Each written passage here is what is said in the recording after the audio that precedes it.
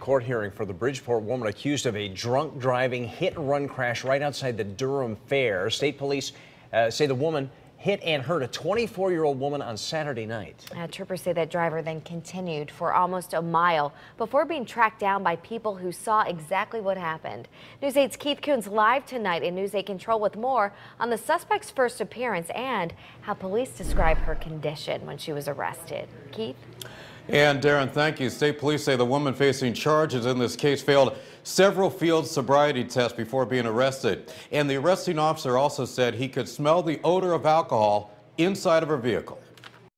In front of a Middletown Superior Court judge, 53-year-old Deborah Conradi stood silently, showing no emotion. The defendant is alleged to have attempted to drive away from the scene after allegedly striking a pedestrian. It was Saturday night when police say the Bridgeport woman struck and injured 24-year-old Julia Rourke of Guilford on the shoulder of the road near the intersection of routes 17 and 79.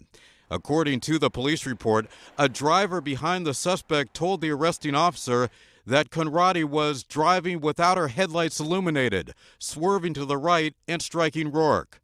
Conradi allegedly drove more than a mile after the crash before being boxed in by other drivers who had seen what happened.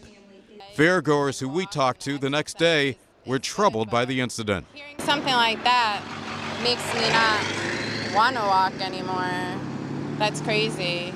Conradi told the arresting officer that she had not had any drinks at the fair, but had, quote, a couple of beers before leaving her home 5.5 hours before the crash.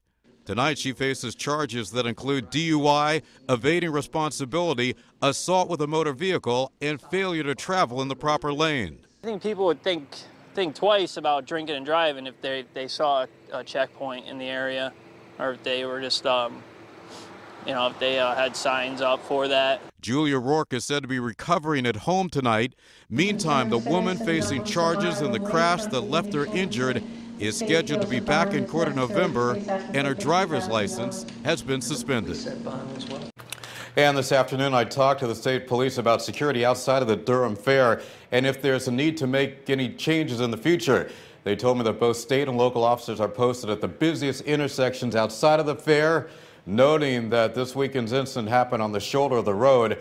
State police are waiting for a complete investigation of Saturday night's accident before deciding if any changes need to be made for next year. Darren, back to you.